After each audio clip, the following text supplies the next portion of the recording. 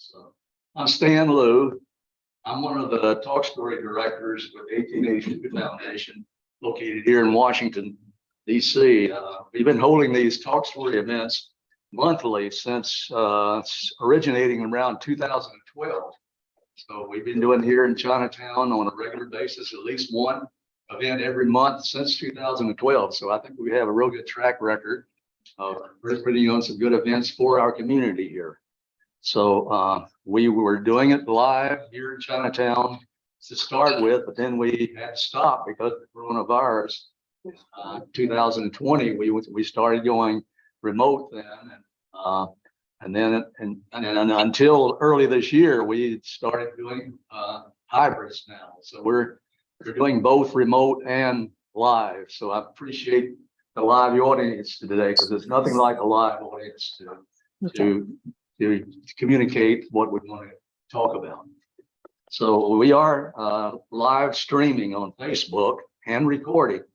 So if you're not comfortable with being seen and heard, if you're online, then turn off your camera and participate in the chat box. The audience will be muted during the presentation, but afterwards, during the open discussion and question and answer session, audience members can be unmuted. And to ask questions, hit the raise hand button or just type in the chat. Yeah, our associates will be overseeing this to see that all your comments and questions are addressed by our moderator and our speakers. So you're welcome to participate. So we invite you to use the chat now to greet each other and to let us know where you're calling us from, where you're joining us. Now, a little bit about the 1882 Foundation. We're dedicated to promoting, uncovering, understanding, and sharing our American stories. As I said, we've been doing a regular feature here in DC for the API communities since 2012. And this is a gathering of our community, our friends, our allies, to share stories of our lives, our heritage, history, hopes and ambitions, trials and tribulations. And the stories, we found that the strength of our community lies in the power of the stories we share with each other.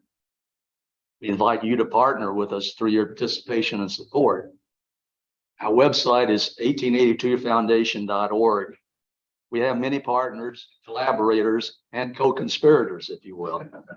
So some of them are the OCA, APA advocates, the Chinese American Citizens Alliance, the DC Chinatown Center for Service Center, and the Smithsonian Folk Life and Cultural Heritage, Center for Folk Life and Cultural Heritage.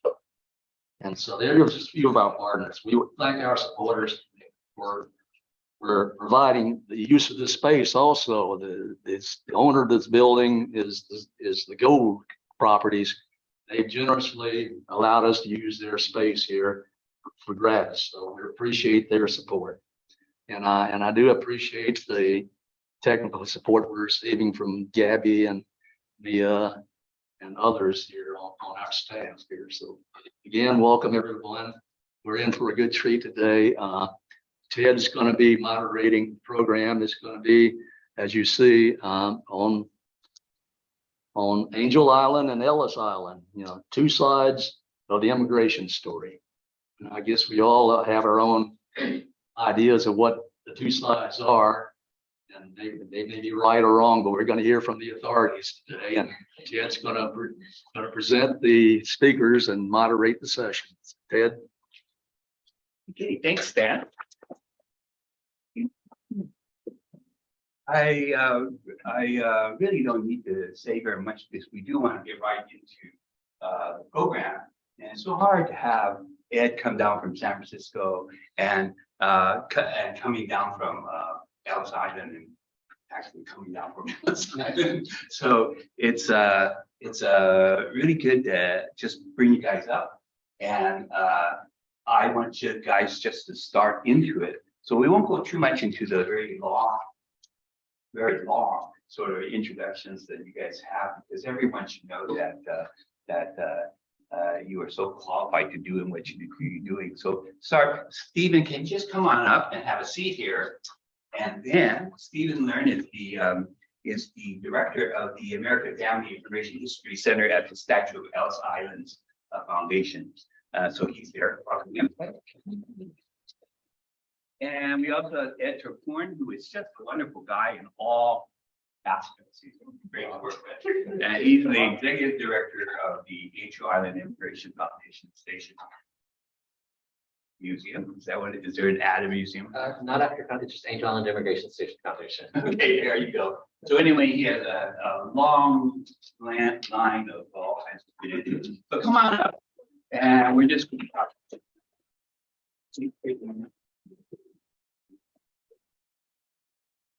So what we'd like to do is we're going to have Stephen start, maybe speak a little bit about Ellis Island, and then you start a little bit about Angel Island, and then we'll open it up for questions and answers, and hopefully more answers, more questions. Please do that. Online, please just enter into the chat function, and our friends Gabby and other people will be monitoring that. We'll bring them up during the conversation. But I do encourage you, one of the hallmarks of the Talk Story program is that we are very informal. Right? We're very informal. So I don't think we need to worry about you finding a fantastic question. You just have to eagerly say, just raise your hand, and I'm sure you guys would answer, right? Or you respond to. So without much further ado, let's see what the two sides of the immigration story is about. And I think there's nothing more symbolic than the fact that we have Ellis Island, which has its myth and its function on the East Coast. And we have the very little known Angel Island on the West Coast, which in the early days was compared as the Ellis Island of the West, but however is very, very far from it. So let's give another hand for this, and if you could just go ahead and start, and then you can just pick up, and then we'll pick up from where you guys want to go. Okay.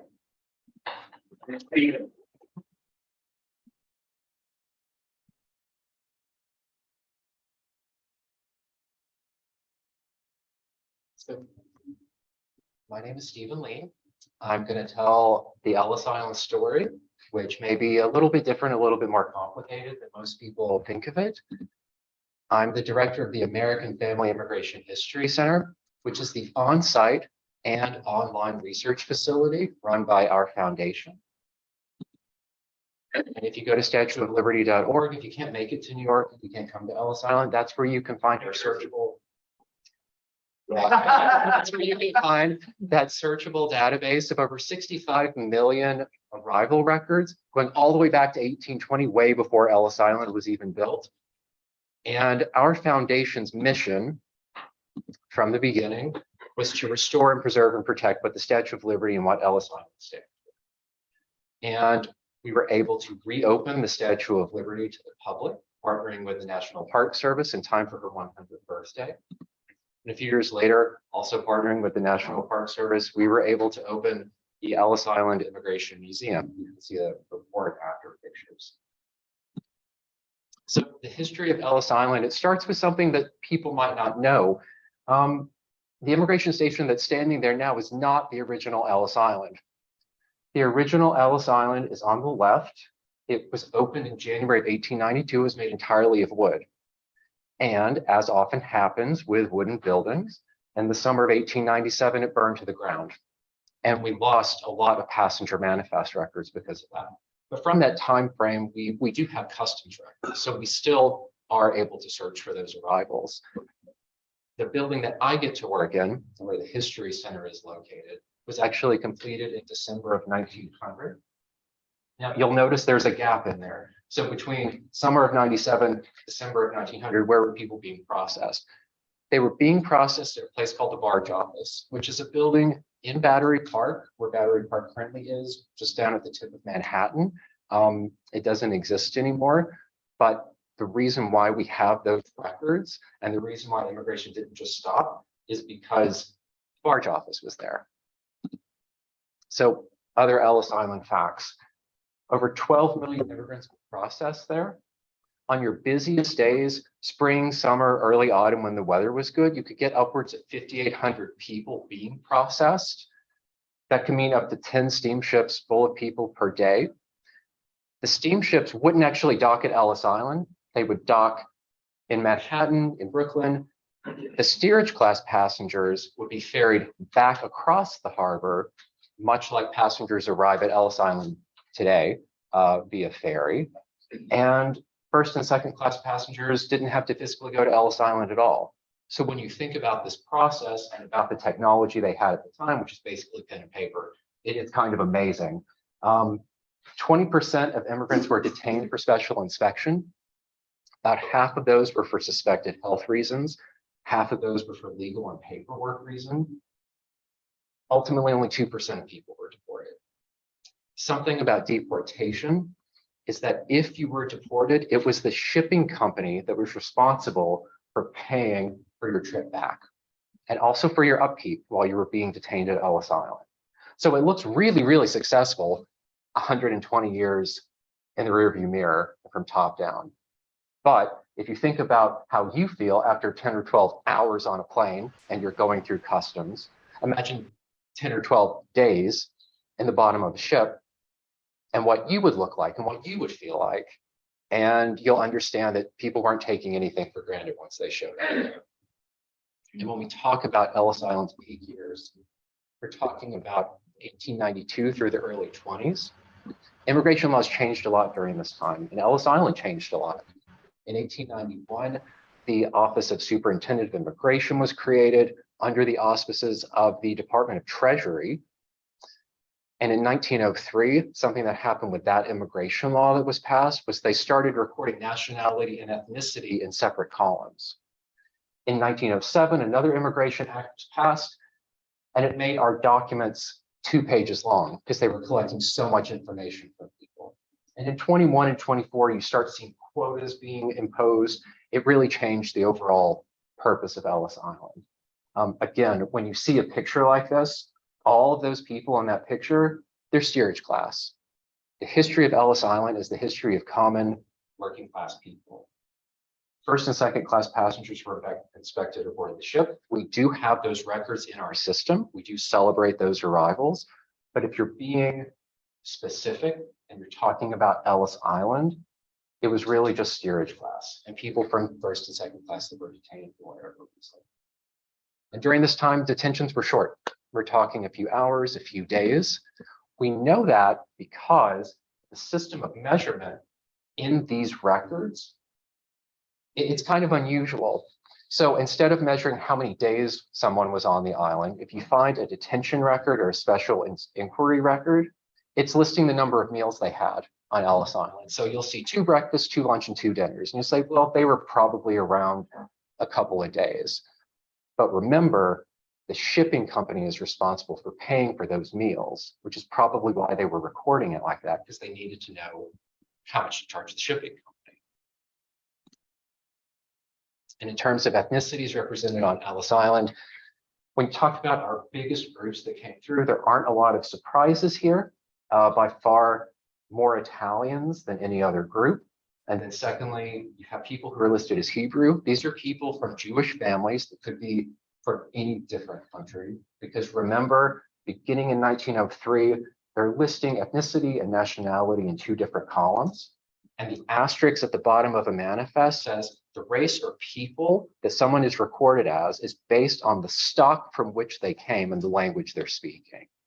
So not only is that using language from the pseudoscience of eugenics and talking about people being of a certain stock, if you were maybe German nationality-wise, but you were from a Jewish family and you were speaking Yiddish as your first language, that could be a reason why you would be listed as Hebrew. And this is why when you see people going through the infamous 6-second inspection or disembarking from the ferry, or being reunited with their loved ones at the Kissing Post, which is where the History Center is located today. You see picture after picture after picture of people who kind of look like me. And when you see a middle-aged white guy sitting up here, you might think somewhere in somebody's attic, there is a family album full of pictures that look like these people. And you wouldn't be wrong about that, but there is another side to Ellis Island.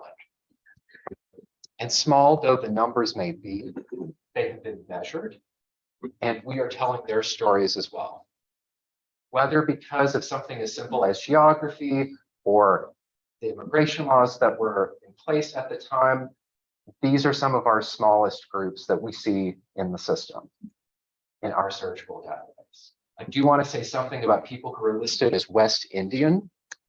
First of all, if you've ever been in New York on Labor Day weekend, you know we have a West Indian Day parade that is enormous. It's probably the size of Gay Pride. So even if people are saying, oh, we'll leave at 30,000 folks, once people get here, they start surviving, they start thriving. Their cultural impact and their numbers grow exponentially. And also, between 1924 and 1944, about 250,000 immigrants came from the Caribbean. But a lot of them came as, quote, British or French or Dutch or whatever country was the colonizer of that particular island. And so that has a lot to do with the accuracy or lack thereof of the labels that were assigned to people. And we have, thanks to Augusta Sherman, who was a clerk on Ellis Island, evidence that there were people from every corner of the map, from Africa, from South America, from Asia, present on Ellis Island. And so you might not expect to find a lot of these cultures, a lot of these people groups represented. Even though the numbers are smaller, and we have a lot of what I sometimes call secondhand manifests, because these are not their first arrivals in the US. D.T. Suzuki, the Buddhist author, had already set up as a lecturer at Columbia University when we see him arriving on this airplane manifest at the top of the slide. Just below him, you see Paramahamsa Yogananda's manifest, the author of Autobiography of a Yogi. Another interesting thing about his record is that he's listed as Swami Yogananda, which is an alias. And so they're writing his birth name in little letters underneath. But he was coming through the port of New York to get to California to the religious organization that he had already set up there. The same is true for the physicist Jin Shun Wu. She originally immigrated in the 30s. She was working at Columbia when we see her on this manifest from 1952, and she's coming back to her home in New York. Ditto for the architect Ian Kay. One of the only records we have of somebody of Asian descent coming through for the very first time is Michio Ito. He was a dancer and choreographer. He had been studying in Europe. He came to New York, did a lot of choreography work for the stage, then went to Hollywood and did some choreography work for pre-code black and white films. While he was living in California, he was arrested, put in 4 different internment facilities. He was ultimately deported during World War II.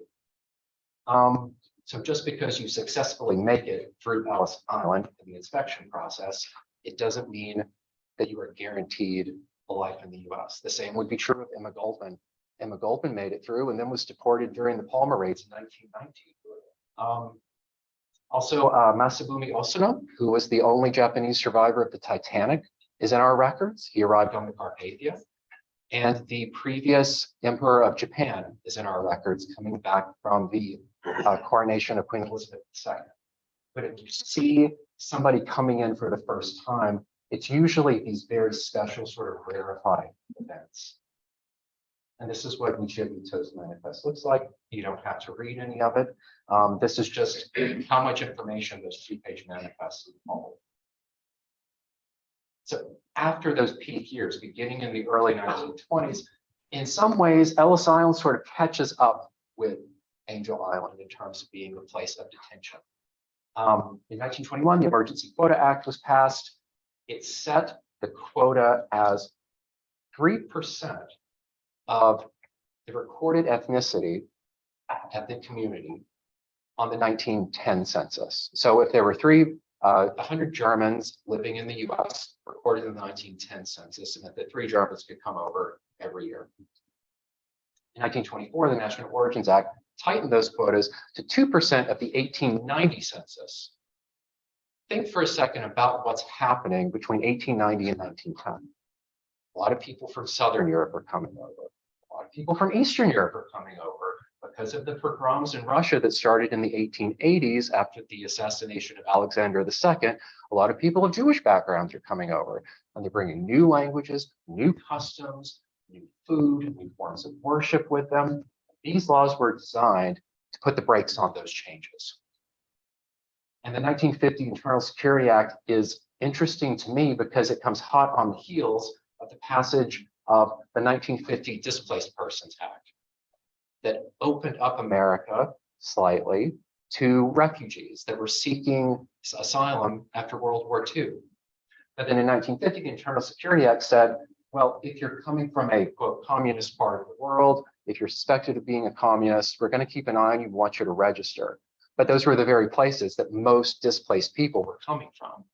So you can see how some of these policies give with one hand and take with the other. And because of that, detention times were longer. It's longer to tell if somebody is loyal to your government than it is to tell if they're too sick to stay or not. And even though some of this might seem very similar to the Angel Island story that we're going to hear from Ed, there are some major differences. There's difference in the language that we use. My staff at Ellis Island, we don't talk about the Immigration Act of 1917 a lot. If we do, we refer to it as the Literacy Act because it introduced a literacy test for immigrants. But what it also did, and what people who might be more focused on West Coast immigration might call it, is the Asiatic Barred Zone Act. So a whole swath of the globe, no immigration allowed from. Ditto for the Immigration Act of 1924. We call it National Origins Act, but in Japan, they called it the Japanese Exclusion Act. So ever since 1907, there had been a so-called gentleman's agreement between Japan and the US. And in 1924, it officially cut off the hope of immigration and naturalization for Japanese immigrants. And the last difference is something that I think is kind of cool. On Angel Island, there are hundreds of poems inscribed in the walls. In Ellis Island, we have this very New York, New Jersey kind of thing. We have graffiti walls. I took these pictures just outside of Bob Hope Memorial Library, the 3rd floor of the Ellis Island Immigration Museum. I think it's indicative of the difference in the process. You can see there's the date 1901 written on the image on the left. So these are peak Ellis Island years. I know nobody in this room has ever graffitied public property or anything, but imagine, if you will, the frustration, the boredom that leads to that kind of behavior. And think about the amount of time and emotional energy it takes to scribble a quick note, to draw, I think that's supposed to be a dog. This looks like an immigration inspector or a cop, versus the time and the thought that it takes to compose a poem and to physically etch that into the wall. And that's something that I find very striking about the difference in the two sides. And that's something that we as a foundation and we as a group here tonight are very interested in exploring. But in order to give you a more full view of the Angel Island side of things, I will do a little bit of switcheroo with Ed. Before I start, can we just give Stephen a round of applause for going over that history of Ellis Island? As a kid, I definitely learned about Ellis Island. I was born in Bangkok, Thailand. I grew up in Texas, and we experienced our share of racism and xenophobia in Texas. This was back in the 70s and 80s. When I think about what we learned growing up about America and immigrants welcome, the Statue of Liberty in Ellis Island was always held up as a symbol of welcome. But as we learned from Stephen, that's one side of the story, but there's also stories of desperation, of detention, of exclusion that happened at Ellis Island as well. I never learned about Angel Island in Texas. I actually didn't learn about Angel Island until I moved to the Bay Area. And so I wanted to ask all of you, both here in the room, as well as those of you who are watching on Zoom, can I just see by a show of hands or type something in a chat if you've been to Angel Island before? Right, so only a handful of folks. Well, I'm hoping, that you have a chance, that you're inspired after this conversation to come out to the Bay Area and visit Angel Island. There's nothing. Oh yeah, how many of you have been to Ellis Island, just to see, show of hands or in chat? Okay, so about the same amount. So hopefully you have an opportunity to visit Ellis Island as well. For both places, there really isn't any replacement for physically walking in the halls of these immigration processing centers, but also what effectively served as detention centers, particularly for Asian Pacific Islander communities. And it's unfortunately what we see today, the racism and xenophobia, especially what we've experienced over the past 3-4 years with COVID and with the rise of conservative voices who are trying to make many of our communities feel unsafe, feel like we don't belong. Unfortunately, that racism and xenophobia has existed in our country for many years, and it dates back to when our communities first started coming to the US. What we know happened back in the mid-1800s is that there were lynchings, there were mob riots, there was arson that was specifically targeted, first at Chinese immigrants and then expanded into other communities from Asia, and that's represented by some of these paintings that you see here. That racism and xenophobia also unfortunately made its way into our country's immigration policies and laws, starting with the Page Act of 1875, which tried to classify Chinese women as being immoral and prostitutes and not worthy of immigrating. We had the Immigration Act of 1882, which established the public charge law, where if you were potentially someone who might be dependent on public funding for survival or for support, you were not necessarily wanted here in the US. And that continues on till today. In recent years, we saw a lot of debate about what the definition of someone who is likely to become a public charge would be. And then in 1882, a law that probably many of us in the room, as well as on Zoom, are already familiar with, the Chinese Exclusion Act, which represented the first time in our nation's history that a country's specific group of laborers were barred from entering the US, and that country's people were barred from becoming US citizens. Now, there were a couple of exclusions to the Chinese Exclusion Act. So if you were a diplomat, or if you were a business owner, or a student, or someone of wealth and means, there were loopholes where you were still allowed to come to the country, but you were not allowed to become a US citizen. And that just continues on through the subsequent decades, where that exclusion that was originally targeted towards Chinese communities expanded, as Stephen said, to essentially almost every Asian Pacific Islander country, unless you were US territory. So with that many exclusionary immigration policies, our government decided that they needed a similar immigration station to process immigrants and to keep our communities out of the US. And so they built this immigration station on Angel Island. There had previously been one in San Francisco, but they wanted something that was a little bit more removed, that was harder to escape from, that would not allow contact between those who were being detained and the broader community. And so Angel Island is actually the largest island in San Francisco Bay. It's about 750 acres. In the northeast corner, about on 15 to 20 acres, is the US Immigration Station. And it has been a fight over the past 50 years to preserve the history of those buildings, as well as to uplift the stories. And I did just want to pause and acknowledge that we have one of our former executive directors, Daphne Kwok, the Angel Island Immigration Station Foundation, here in the room. So thank you, Daphne. You and so many other leaders, board members, staff, donors who really have fought tirelessly to ensure that these buildings remain standing and that our community stories are uplifted and told and remembered so that we don't end up repeating history the way that we're doing today. What you see on this slide is just a quote from one of the doctors who was overseeing part of the medical inspections at the Angel Island Immigration Station. And I'm not going to read this quote, but you can see for yourself as you read through it. Imagine if the lead person who is overseeing the immigration policies and the medical inspections has these types of perceptions and racist views, how that then translates into how immigrants were treated at the station. What I'll do on the next couple of slides is show you what the station used to look like, as well as give you a sense of what you have to look forward to visit when you come out to the Bay Area. On the left-hand side is what was the administration building. And so that was the first place where immigrants had their initial registration and began that process of trying to enter the US. That building burned down in a fire in 1940. And so unfortunately, we lost many of the specific records to exactly who and how many people were detained at Angel Island. So the building that you see on the right-hand side is actually the detention barracks. And that's where men and boys were held in detention.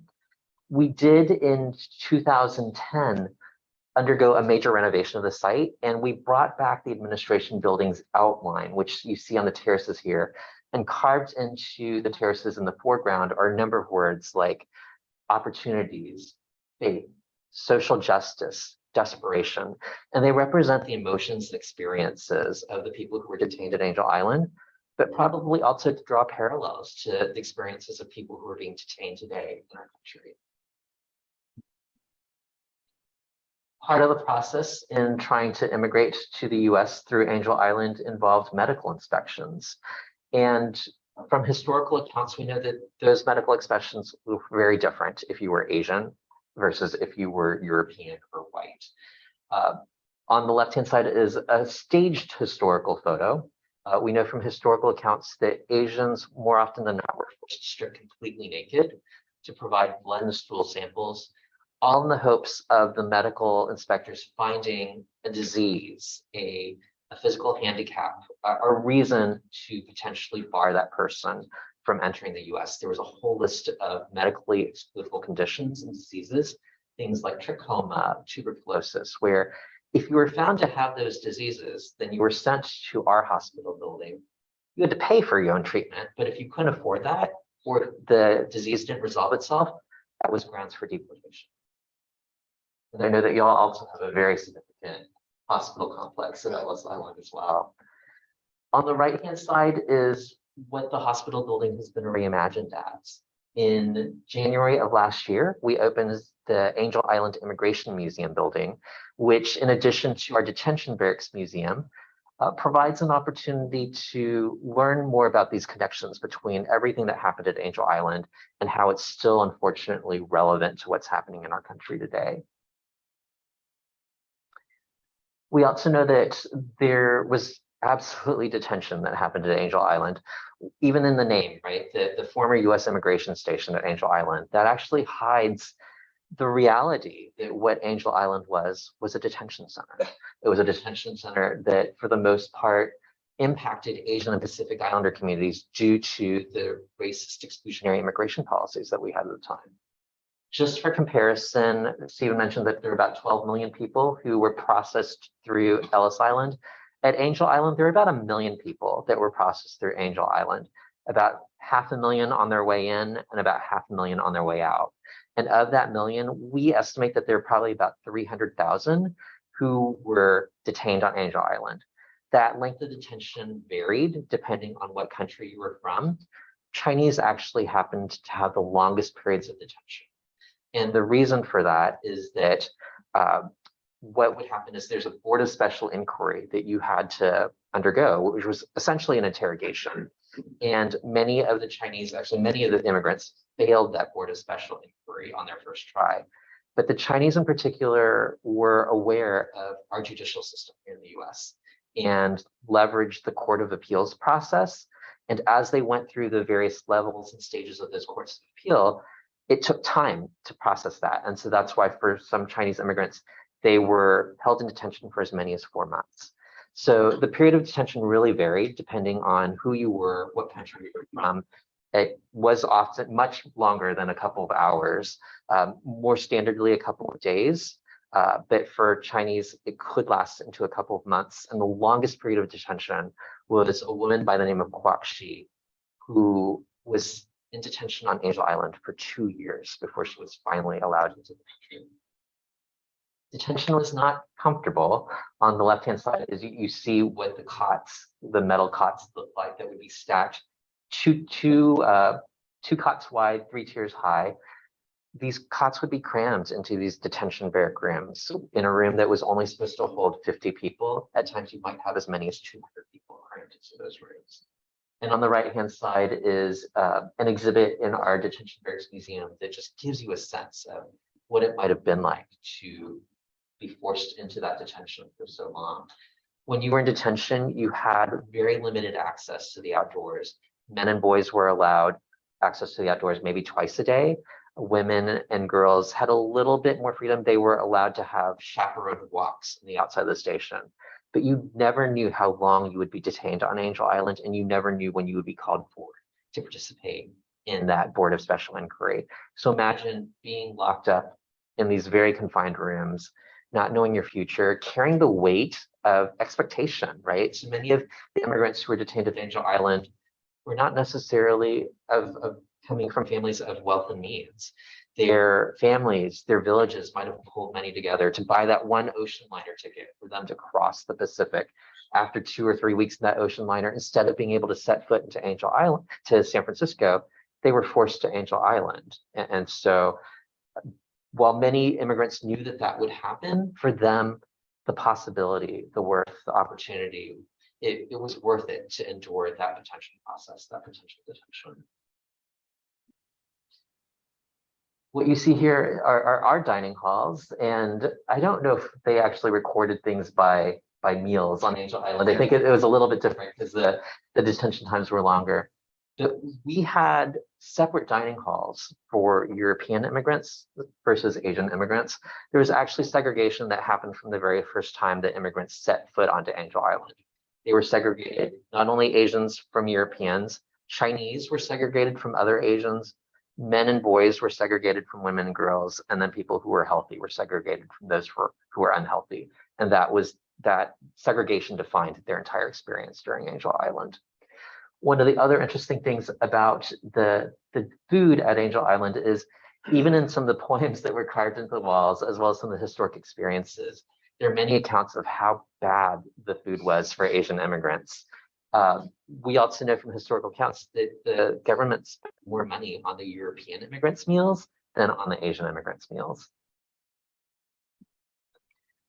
And then the last part, and perhaps the most challenging part of that detention, besides just the length of the detention, were these boards of special inquiry, which is just a fancy way, again, of saying interrogations. And so there are 2 events that happened in the US that are also pivotal to the Angel Island experience. One is the US Supreme Court case of the US versus Wong Kim Ark, which established birthright citizenship. Anyone born in the US is considered a US citizen. And then in San Francisco in 1906, we have the Great Earthquake and Fire, which burned down City Hall and a place where many of the birth records were kept for our area. So what it did was it created this unique opportunity amidst all of these exclusionary immigration policies, where Chinese laborers in particular, who had actually been born in China but were in the US, came forward and claimed they were US citizens. And when asked for proof of that, they said it burned down in the earthquake and fire, right? So there's no proof, and so you had to believe them. And then we also had immigration policies at the time where if you were a US citizen, you could bring your sons and daughters from abroad to the US. And so not only did these laborers come forward claiming US citizenship, they also claimed to have 5, 6, 7 daughters, sons. And that started this business practice of selling these alleged identities of US citizens, a practice that became known as paper sons and daughters. And so the US government caught on to that. And that's part of the reason that they built to Angel Island. It's part of the reason why these boards of special inquiry were much more intensive for Chinese immigrants compared to immigrants from other countries. These boards of special inquiry could last hours, it could last multiple days. There were hundreds upon hundreds of questions that immigrants would be asked. Things that, questions such as, what direction does the window in your bedroom face? How many steps are in your house? What's the name of the person who lives 3 doors down from you? What's the name of their dog? And even for people who were telling the truth about who they were, would sometimes fail because these questions were so intensive. And they would compare your responses to the questions to the responses of the person that you said you were allegedly related to. So all in all, 500,000 immigrants from over 80 different countries on their way into the US were held at Angel Island. The vast majority of them, a third, were Chinese, a little bit less than a third were Japanese, and the remaining third were from those other 78 countries, but in particular, Russia, Germany, Mexico, India, and the Philippines and Korea are some of the countries where we see the largest number of immigrants out of that third slice of the pie. And what you see on this screen are just a couple of photos that represent the diversity of people who came through Angel Island. And up in the upper right, I just wanted to note this also historic but staged photo. We know it's staged because the young boys are lined up by height, and that's just not something that you do in the day-to-day operations process. But this photo is a definite reminder that the very same child detention that's happening in our country today happened back in Angel Island. And so it has a long history in the US. Women and girls were also held in detention. Unfortunately, they were held in the second floor of the administration building, so we don't have any physical photos or very few photos or artifacts related to their detention. A couple of notable folks, apparently I.M.K. came through both Angel Island and Ellis Island. I.M.K. came to Angel Island when he was a young boy. He happened to come from a family of money, and so his experience on Angel Island was only for a few days compared to what many other Chinese experienced. Tyrus Wong in the middle there is folks who've seen Bambi will recognize his work for the beautiful backgrounds in the movie. And then on the right-hand side, the Bagai family were one of the first South Asian families that immigrated to the US through Angel Island. And then Stephen referenced these poems, these amazing poems that these walls talk because of these poems.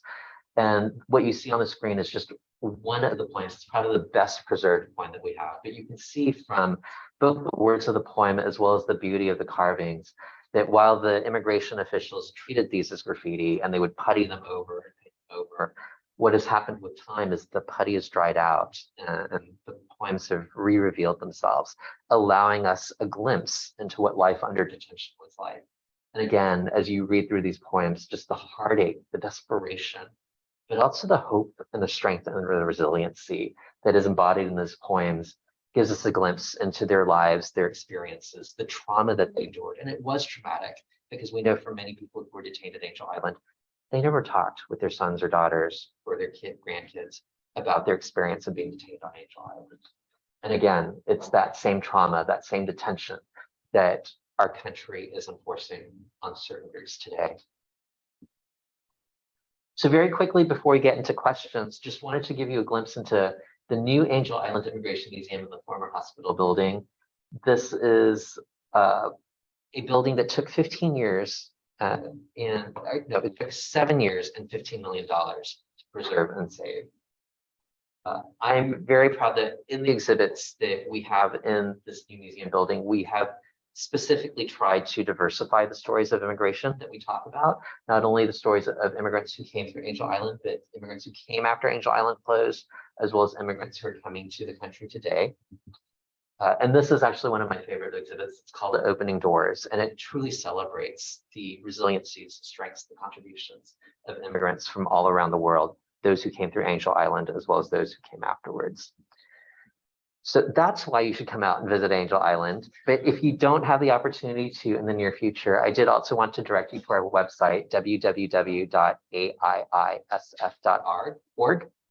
We have a 3D virtual model of part of the building that you can tour and hear from one of the longstanding state park staff who has lived and worked on Angel Island for 22 years, sharing some of the history of Angel Island.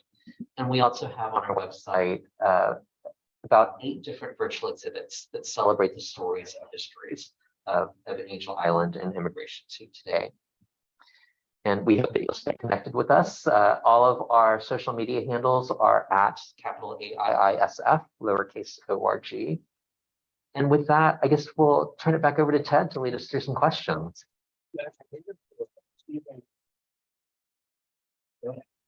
You know, I'm going to ask you a couple of questions first, but that's simply to get you guys to start thinking about questions you want to ask or comments. You may even remember going to Korea with you or your parents. It'd be wonderful to hear some stories or some comments.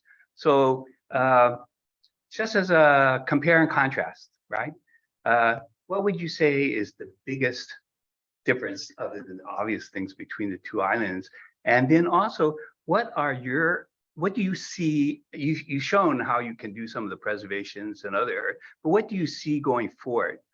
You have a large funding for rebuilding some parts of the island, and I'd like to hear from you. What are the big challenges you're looking for, and what are you thinking about building or constructing, or the policies that you're doing? Can we hear from you first, Ed? Sure. Yeah. Well, I think something a challenge that we would like to meet is that we do want to express a broader, more complicated narrative of Ellis Island. We don't want people to come into our history center and leave without thinking that the Ellis Island story applies to them, regardless of where they're from, regardless of their background or their lifestyle.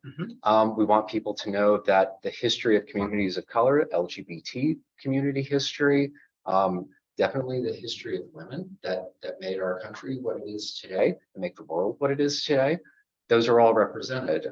We do have display cases up around the center for the various heritage months. And we also want to expand our database to not just be Port of New York. Because we are interested, as the National Immigration Museum, in celebrating the commonality and the differences in people who came in through ports like Galveston, Texas. Galveston, Texas is a really interesting port, especially for the Jewish families who came over as part of what was called the Galveston Project, beginning around 1907. So if you look at Jewish communities in the Southwest and in the Midwest, their roots are not through Ellis Island, usually. Their roots can be traced back through their arrival at Galveston. And are you building those networks and connections? It's a great point, because especially people who've worked in immigration, there are different ports. There's a number of ports where people are coming in, and they have stories. And the idea is, how does the Ellis Island make these things all networked or connected? Is that one of the things you're trying to do? Maybe. Yeah, I mean, that's one of the benefits of us being such strong partners with the National Park Service, and also with other entities out there like Family Search that have a broader scope than we do currently.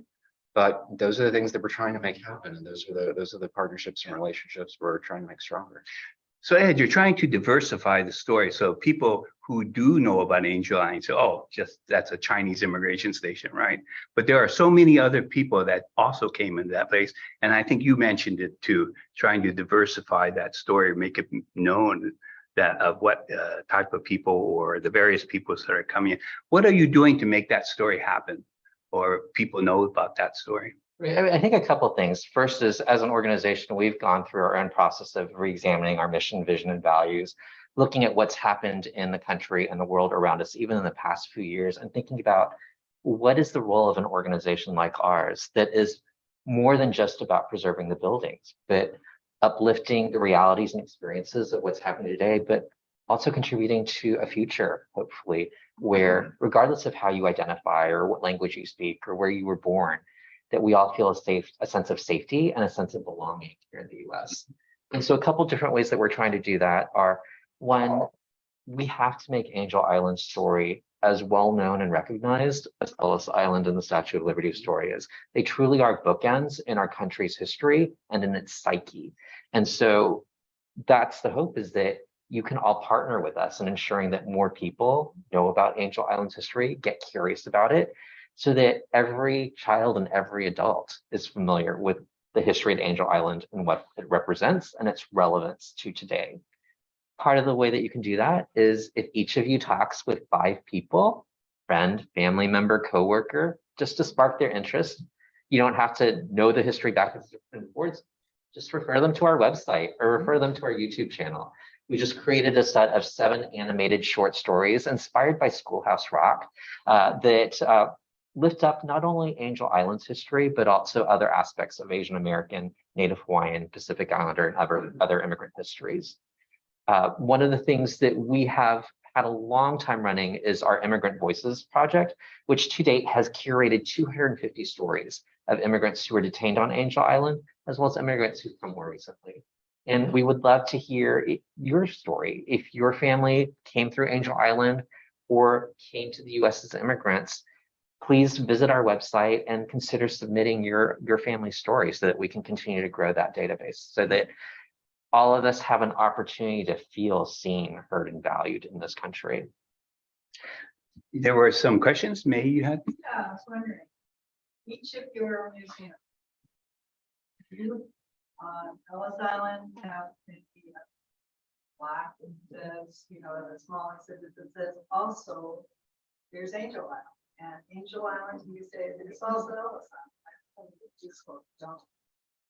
Yeah, there already are actually. Yeah, Yeah. I mean, the National Park Service that decides the content of what goes into the Ellis Island Immigration Museum, they do because it is a national museum and the scope is bigger than New York. Yeah, and for Angel Island, it is not a national park, it's a California state park. But there has been a long history between our 2 organizations. There is truly a sense of siblinghood and support that we've received from Ellis Island at Angel Island over the years. I do also want to lift up that similar to how Ellis Island has histories of both admission and exclusion, the same can be said about Angel Island. While the predominant experience is definitely that of detention, Angel Island does represent a lifeline and new opportunities for certain groups of folks. In particular, we had Korean nationals who were trying to escape Japanese occupation, whose first steps into the US were through Angel Island. We had Russian Jews who came in the early 1900s and have testaments and testimonies from some of these families that their bloodlines, their families would not be alive if they had not escaped Nazi occupation through China to Angel Island and into the US. And I think that siblinghood, it comes from it seems like everything that we're talking about is trying to make sure that people know that these stories are still relevant. Like, it's an incredibly modern story that we're both telling, whether you're saying, well, we'll accept refugees from a troubled part of the world, but then we also need to make sure that we're not letting in sleeper cells like Internal Security Act and Displaced Persons Act. An Ellis Island story that comes to my mind that I like to use as an example, because I really love lifting this person's voice, is a story about a passenger named Frank Woodhull, who arrived in October of 1908 at Ellis Island.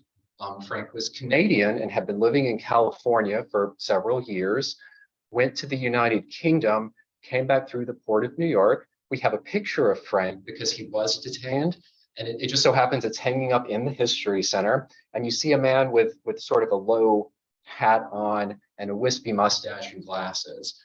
They pulled Frank aside for inspection, I think maybe because he was very slight of build. He had wispy facial hair, which could be a sign of like a social disease or something like that.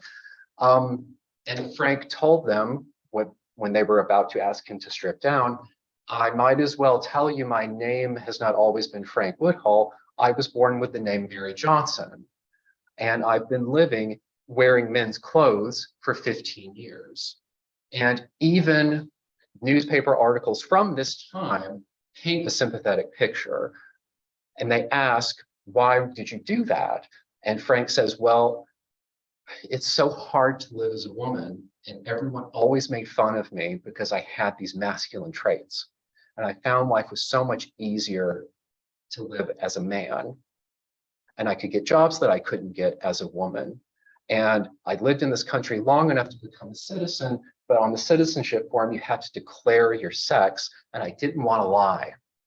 And so I didn't want to live as a woman, so what could I do? if I had known that it was illegal, because at the time in New York, it was illegal to dress in ways that were considered not appropriate for the gender you were assigned, I would have found another way to come into the US. And Frank was not deported. Frank was declared a desirable immigrant and was allowed to leave via New Jersey, and allegedly was going to New Orleans, but we don't know what happened to him after that. And if that isn't something that is very relevant to a lot of the modern discussions about identity, during Ellis Island's heyday and during Angel Island's time, the level of identity we were talking about was nationality, ethnicity, religion. Now we seem to be talking about the gender spectrum, or the binary and the non-binary. But it's always a conversation about these different layers of identity. And I think that's reflected in both stories. Are there other questions? Feel free. Yes. Obviously, a lot of it is shaped by the national immigration policy with venues, but how much evidence do you see that the local culture in each of those stations also shape how the immigrants are treated? Do you know what I mean? Like, because obviously you showed some of the words from the chief medical officer, and it seems like it was already kind of an uphill battle without even having the immigration policy. Yeah, I mean, for the staffing at the immigration station, we don't know a lot about the staffing. We do know that some of the cooks that were hired to make the meals were of Chinese or Asian ancestry. We know that there were interpreters during the board's special inquiry, but there were specific steps to put in place to minimize the contact between these individuals and the detainees at Angel Island. So once you were detained at Angel Island, you had no outside contact. You couldn't talk to your lawyer. You couldn't talk to family members or community members. But there was this wave of support in the community in San Francisco at the time. So there were Chinese family associations, there were businesses that specifically helped to pay oftentimes the legal fees for these immigrants who were going through the appeals process. The level of separation and attempts to kind of keep people from circumventing the system was such that even for the interpreters who were working with Chinese immigrants, if your board of special inquiry lasted multiple days, they would actually rotate out interpreters across the days so that one interpreter couldn't potentially help, quote unquote, one of the detainees. Yes, Diane. So we have two entry points for the immigrants. Okay, they pass through. So how do they get this? Where do they go, and how do they get to the different places in America? Well, there was a ticketing office on Ellis Island, and also one of the options available to immigrants when they purchase their steamship ticket, they could buy what's called a through ticket, and it would include railway fare. It would be more expensive, of course, but it would be sort of like a package deal. One of the reasons why you could be detained on Ellis Island is if you said you were going someplace far away, but you didn't have enough money to make it believable that you could actually get a train ticket and take care of yourself on the way there. And so one of the main reasons why we see people detained, we'll see the dollar sign on their detention record. And it means they're waiting for somebody to wire them enough money to get where they said they needed to go. For people staying in New York, that wasn't such a big issue. But if you were going to Chicago, San Francisco, someplace further away, that was definitely a factor as to whether or not they let you in or they held you. Were there many cases like that you were detained for lack of funds, waiting for somebody to send in some money, and they would be held there, and the shipping company would continue to pay for their stay there and so forth? Yeah, I mean, behind every list of passenger names, there's an affidavit signed by the captain of the ship and the chief medical officer. So it really behooved the shipping company that made sure they were only letting people who had their act together. It kind of reminds me, because people know that I was a visa officer, lived a different life, and some of the reasons for us to sort of like hold or not issued the visa back in the consulate's embassy was that there was an uncertainty that they had enough money to get to the United States, right? And then, but in that case, of course, you're there at home. Yeah. And to get it. So, immigration was in San Francisco was either processed at Angel Island or on San Francisco. And the large processing center there was at Samson Street, still is a large immigration department. So the question being asked is there a major difference between the questioning and what was going on at Samson and those over at Angel Island? Right. So I think some of the same experiences that happened at Angel Island carried forward at different immigration stations. So once Angel Island was closed down in 1940 as an immigration station, then, as Ted noted, immigrants were then sent to Samson. They were detained. They experienced boards of special inquiry, and we actually had a group of staff from an ICE facility that took a team building event to Angel Island. And they noted that many of the questions that were asked in the boards of special inquiry back then are still similar to some of the questions that are being asked today. I also wanted to go back to your question in terms of what happened to people after they made it through Angel Island. We don't have a lot of those stories, but one story we do know about, I'd shown the picture of the Begay family earlier. The Begay family tried to settle in Berkeley, California, and they bought a house there. Their neighbors decided that they did not want them in the neighborhood, barricaded and locked the doors to the house they bought. And so ultimately they moved to Southern California. So once people made it through Angel Island or made it through Ellis Island, it didn't necessarily mean that they had it easy in the US. They still had to contend with the racism, the xenophobia, not only the immigration policies, but the economic policies, the housing policies that oftentimes just made it harder for so many of people, so many of our communities. Tabby, any others? While she's looking at one of the things that you have, this kind of leads me to a thought, is that we were talking about, there was a definite change between 21 laws and 25 laws. And so what was it that people started? Was there a single thing, or was there a cluster of social issues that were going on in the United States that was causing these laws to begin to probe into a person's nationality or ethnicity? Why did it start 21, 25? Well, I think it was a confluence of a lot of factors.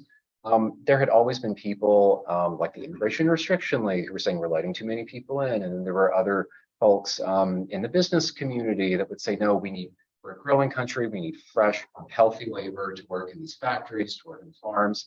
I tend to think sometimes that the propaganda that was produced during World War I worked really well at othering people.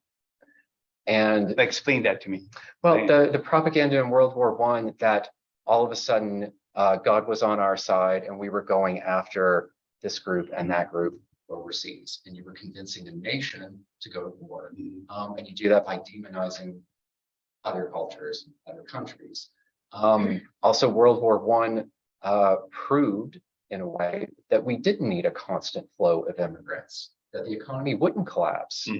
And so after World War I, you start seeing these forces gain steam. And when you start thinking about who they were targeting,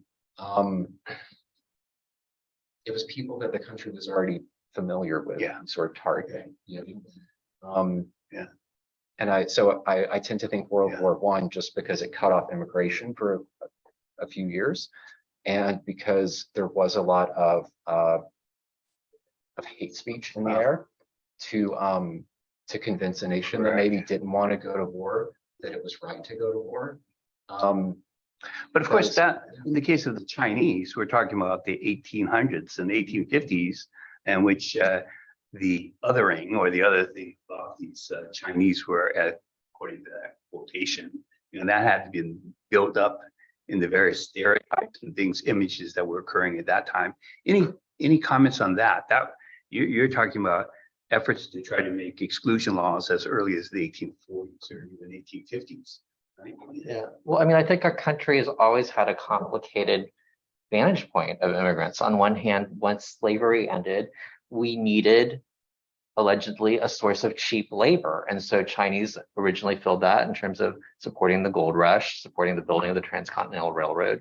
But then once too many of these immigrants from this particular group came, then you saw that racism and xenophobia. And then there were efforts to bring in different groups. And then it just kind of migrated. So those very same things that you saw in that quote in terms of immigrants being dirty or disease bearing that were targeted toward the Chinese, those are still the same tropes that are used against certain groups of immigrants coming to the US today. It's I a think- political playbook that you still see today, Yeah. where you need to create an enemy, or you need to create some kind of fear factor. Exactly. And it's worth noting that we don't start to see the phrase nation of immigrants used until decades after these quota laws were passed. When you mentioned it was really great at first, but now there's too many. When they turned off the spigot, so to speak, and the fresh immigrant presence became more manageable and less frightening to people, then we start talking about nation of immigrants. Yeah. Nobody was saying nation of immigrants in the 1910s and 1920s. It took Right. until the 50s for that to really catch on. And by that point, 30 years of quota-based immigration had already pretty much determined not that many people and only certain kinds of people were coming in. So it was safe to talk about being a nation of immigrants at that point. And even that term nation of immigrants in today's context, right, we know completely paints over the injustices, the genocide that our government has imparted on our indigenous native siblings. Any other thoughts? Yes. I think there are also questions that are on the chat, but I wanted to do a special shout out. And Ed, I know that you rely a lot on volunteers. So anyone that's interested in volunteering for these organizations is really important. But more importantly, that you still have descendants of Angel Island immigrants. And so I want to do a special shout out to Elizabeth and Joe Chan, who have been volunteering yes. for decades at Angel Island Immigration Station, and they are family members and descendants. And so to have them lead you through the immigration station is truly a very, very special opportunity and experience. So I really want to give a shout out to all those volunteers, and especially those who are descendants who have been part of the Immigration Station Foundation. Yeah, absolutely. Thanks, Daphne. Yeah, I know there's a lot of questions in chat. I like some of the questions that are in the chat. Can we? It makes me think about, like Paper Sun. I thought, oh, that was interesting. Yeah, so there's a lot of interesting questions of this, so I like reading that. Yeah, there is a question about paper sons and why people don't really talk about this person's talking about their dad, not really talking about being a paper son. And I think that kind of opens up to a broader question of what are some of the reasons that I think contemporarily people might not talk about these stories, Right. or be hesitant of sharing them, and what kind of factors have shaped that?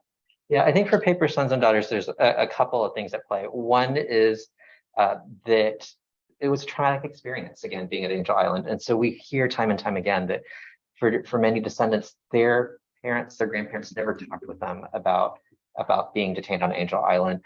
For paper sons and daughters who are traveling under these alleged identities, there was also always this fear of being found out and the fear of retroactive deportation. And we know that part of many Asian Pacific Islander cultures is this cultural norm of not bringing disgrace to your family or saving face. And so these things that might be embarrassing in public settings keep some of these stories hidden. But what has happened, unfortunately, is as people have passed on, we've lost these stories to time. We've lost the stories of what their experiences have been. We've lost that opportunity to truly understand that what is happening now has happened before. So it was that process of where if someone would buy an alleged identity of being the son or daughter of one of these people who claimed being a US citizen. And so what would physically happen is they would purchase this identity. They would develop this whole backstory of who this person was as the son or daughter of this US citizen.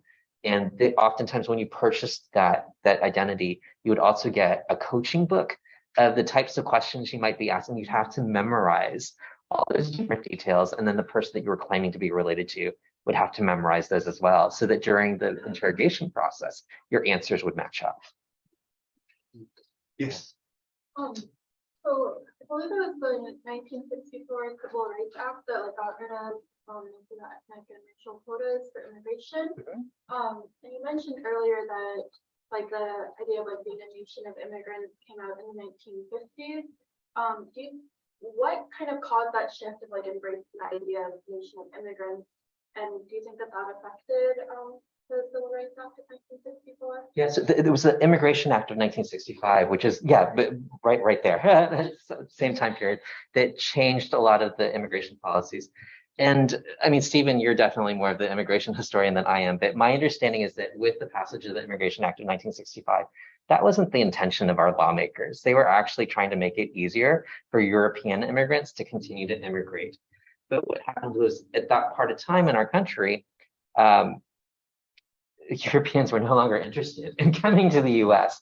But because the Immigration Act of 1965 created these new pathways for highly skilled workers, for the beginnings of kind of family migration, and also some of the beginnings of asylum and refugee seekers, what it opened up the opportunity for is for people from Asia and the Pacific and from Mexico and Central and Southern America to take advantage of these new access points, these new opportunities represented by the Immigration Act. And yeah, I think, the Hart-Celler Act of 65, it doesn't get a lot of play in the media, but I think along with the Voting Rights Act and the Civil Rights Act, though this was this package of even though they were saying it's not going to change that much, it's not that revolutionary, it really was. It was coming in the wake of Kennedy's assassination. Lyndon Johnson had a lot of political clout. He had a lot of votes on the Hill to get these things passed. It was really like the third thing in this trifecta of massive bills that Johnson was able to get passed. Some of that had to do with Kennedy's assassination itself. A lot of that had to do, like Ed said, with, we have these quotas in place. And Europeans aren't interested. And by the way, the last time they were interested, we weren't letting any of them over when they were Jewish families trying to escape Hitler's Germany. We weren't even trying to fill the quotas that we had for countries like Germany. When countries like the UK said, can we give some of our quota slots to these potential refugees? The State Department said, no way. And it was a lot of the feeling of realizing what had happened surrounding the refugee crisis in World War II as well. I think those three acts, the 63 Civil Rights Act, the Voting Rights Act, and the 65 Immigration Act, you have to look at them as three answering several questions that was trying to be resolved during the civil rights period in those decades. And that is, who has the right to get service? And you say that government cannot deny people because of their ethnicity and so forth. So you have a right to get service. But then the question then is, who has a right to determine who are the people that are delivering the service? You have to give the people the vote, right? If then the people who are making the vote, it cannot be restricted to a certain person, ethnicity, that's the 65 Act. It's basically saying that the ability to become a citizen, to determine that, to allow you to vote, to allow you to provide services, to determine what those services are, has nothing to do with ethnicity or race. Those are key legislations that come together. And so I don't think people really celebrate those three together at the way it should. And that very much was fundamentally the civil rights movement. And for us in the Asian American, especially the Chinese American society and community, there's not enough acknowledgement, I think, among current immigrants coming from China and so forth, to say how much we owe to the civil rights and affirmative action programs at the time. Any other thoughts, other things that were coming? Yeah, there was one question about how maybe some of the youth that were processed through each of the islands are still alive today. I think that connects well into a question about like how have these historical stories, I think, become relevant or stayed relevant into the modern day, especially as the prime peak of their operations kind of gets farther away from us. Yeah, there's probably stories for both islands. For Angel Island, many of the people who are still alive today who are former detainees were youth when they came through Angel Island. Tyrus Wong in his book he was a 9-year-old boy when he was detained on Angel Island. And he talks about how one of the guards gave him a piece of gum and he was so bored, there was nothing to do. He just chewed the gum until the flavor was out of it. He took that piece of gum and he stuck it to a radiator, watched it melt to the ground, cool, and then put it on the radiator again and just repeated that over and over. So again, for youth, their vantage point of what life under detention was probably seen through a different set of eyes than an adult's experience of detention. What we don't have is unfortunately a lot of the historical accounts of people who were detained on Angel Island. Of the 300,000 people who were detained on Angel Island, we maybe have 100 and 200, 300 stories. A lot of that is due to the hard work of academicians, oral historians, people like the late Judy Young, who really kind of made it their life's work to help preserve these stories. For those of you who may have ancestors who came through Angel Island, there's a possibility that their Board of Special Inquiry and their interrogation transcripts are in the National Archives. And so on our website, there's a part of our website where you can reference how to potentially do some of the research into that. That's a good question. Very quickly, can you explain to the audience and other people in the Ethernet there how to use your facility? What's the best way to use your facilities as genealogy searches for your family and so forth? First you, Ed, and then you, Stephen. How do you go about it? Yeah, so, I mean, we're a small organization. We're only 4 people on staff right now. So only 4. So we're small but mighty organization.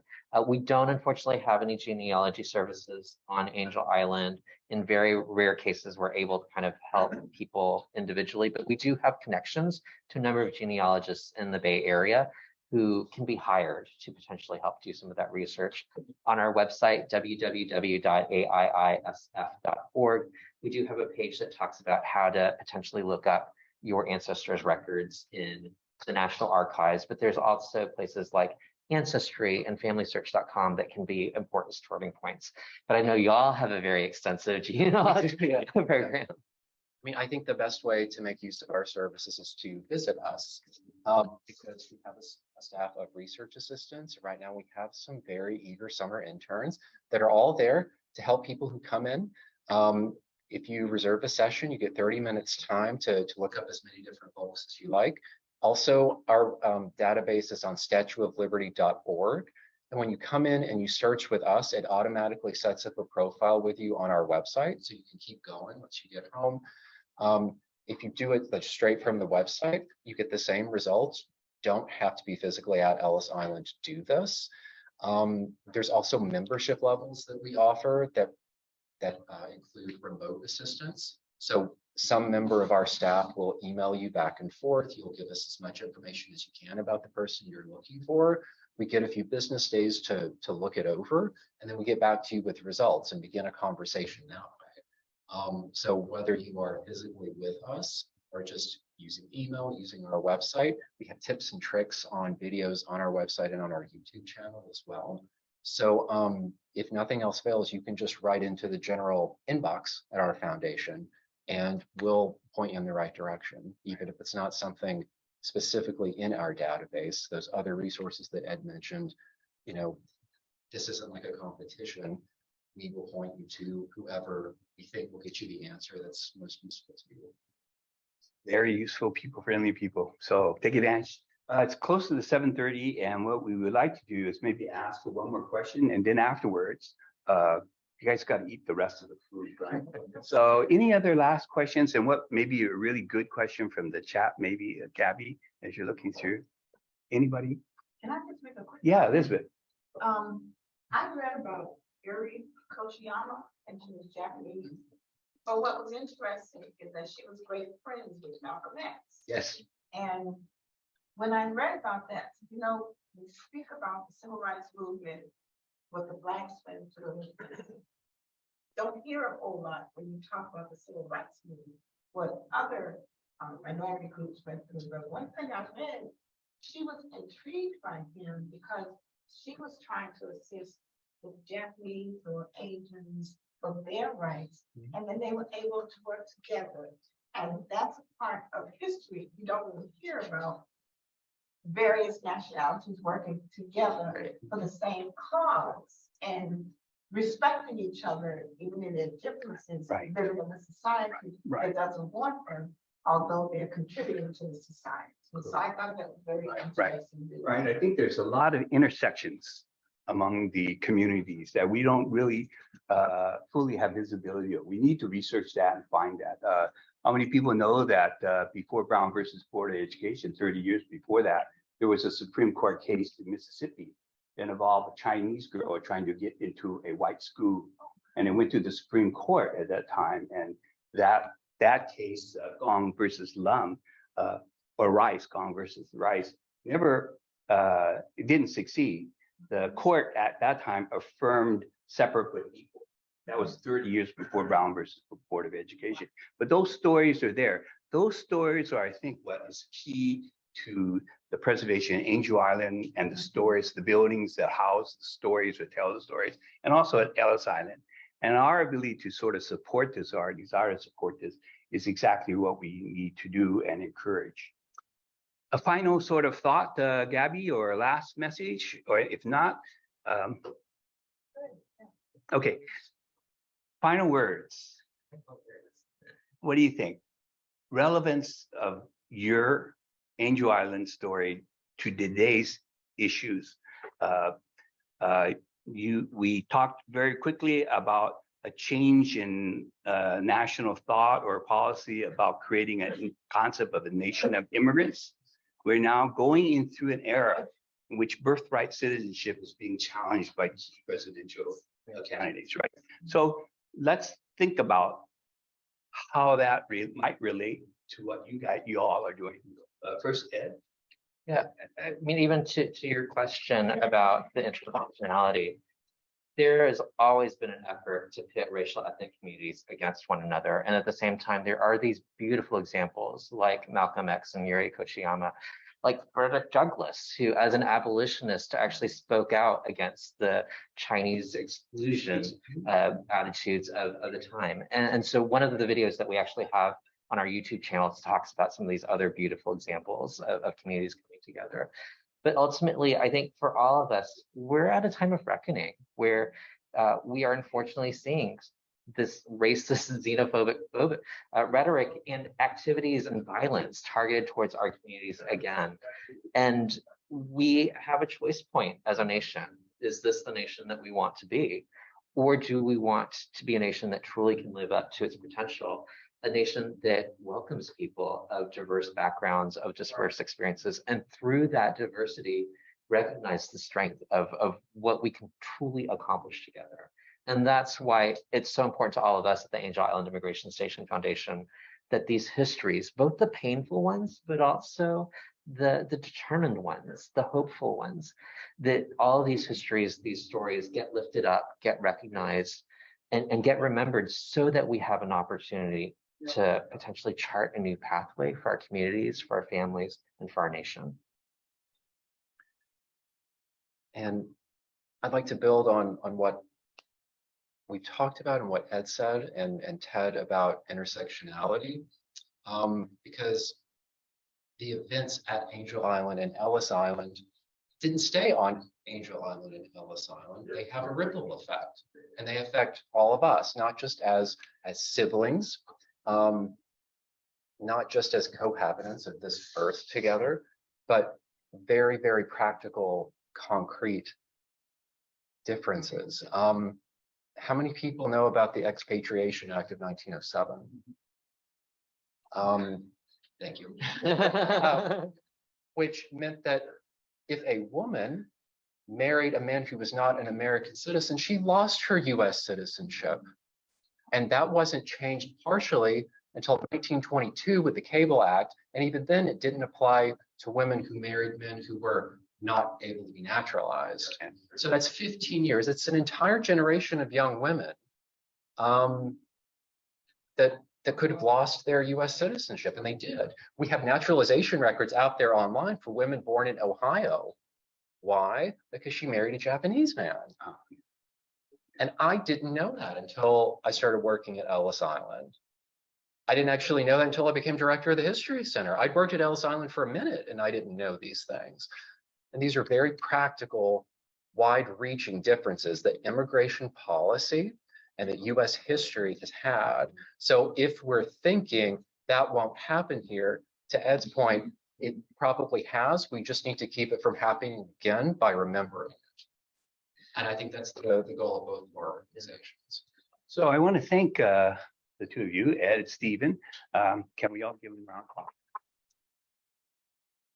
These guys have so much more information that I hope that you all stay here to chat as well. But I also want to give a thanks and shout out to Gabby and to Mia and to the rest of our interns who have helped produce these things. Also May, who helped take care of stuff for us to make sure the building is available.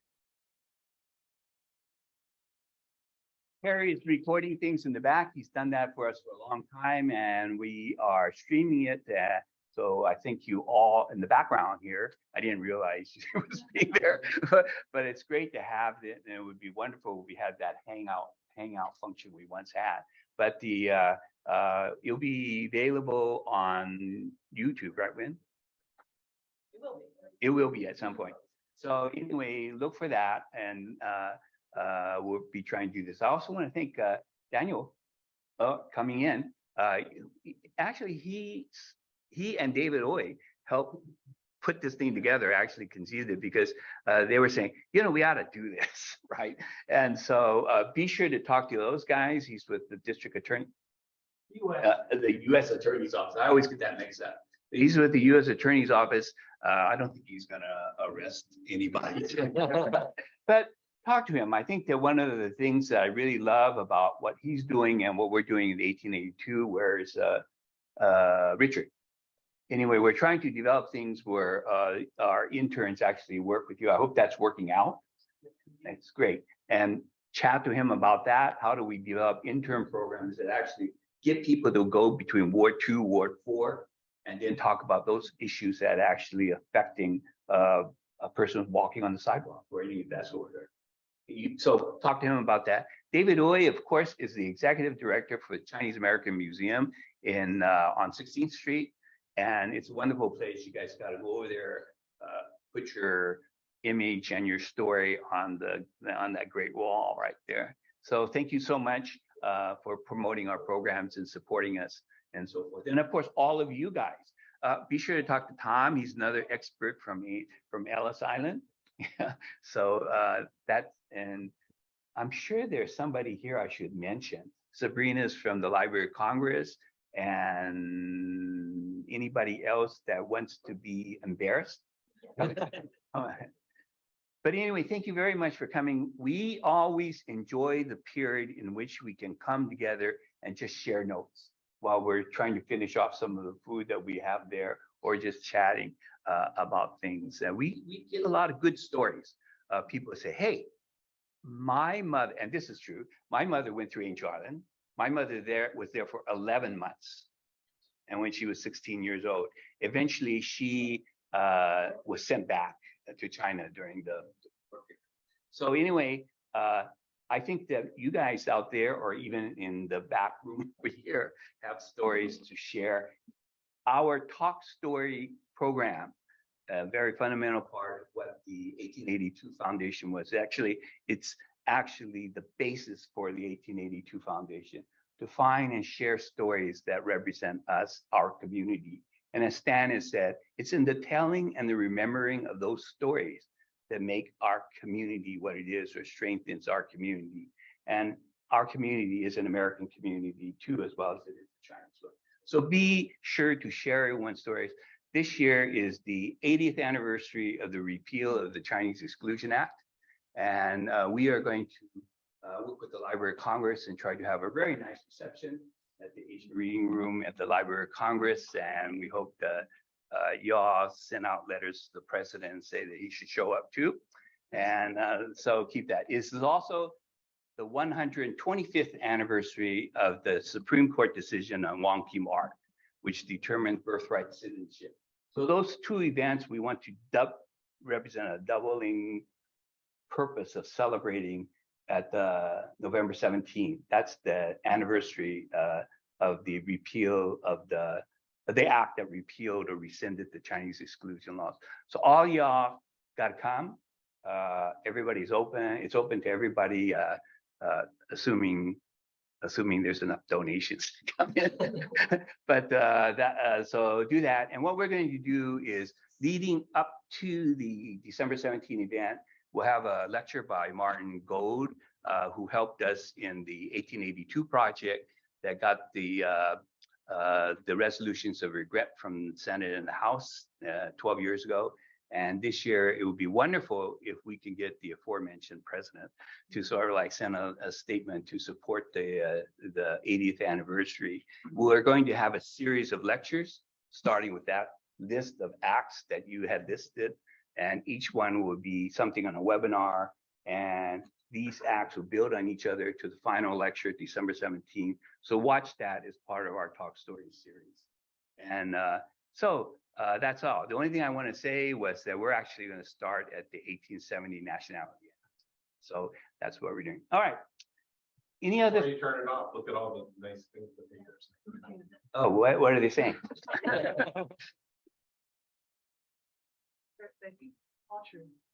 This is one of the really wonderful things about doing this in this sort of Zoom process or this internet stuff is the ability to reach out so much further than we would than we otherwise would. That's what we've learned from the pandemic, that the Zoom is actually not a bad tool. It's a good tool. David knows it better than us. His programs are really wonderfully attended. The bad thing about the Zoom is it doesn't allow us, and that's where these hybrid things count, because we love the interaction, the talking, the sharing of stories that are of the moment, or stories that you say, hey, I got another story to tell. And if you do, talk to Gabby, talk to Stan, and we'll get you registered to say something, whether it's about Jamaican Chinese or other people like that, or anybody. It'll be great. It'd be great, Daniel, if you can have the interns come in and just share with us their findings after 3 months. I think that'd be a wonderful. Yeah. Richard will be doing that as well. So one final recognition for everyone, but particularly these two guys, right? And for Ted for moderating. Right. Go back and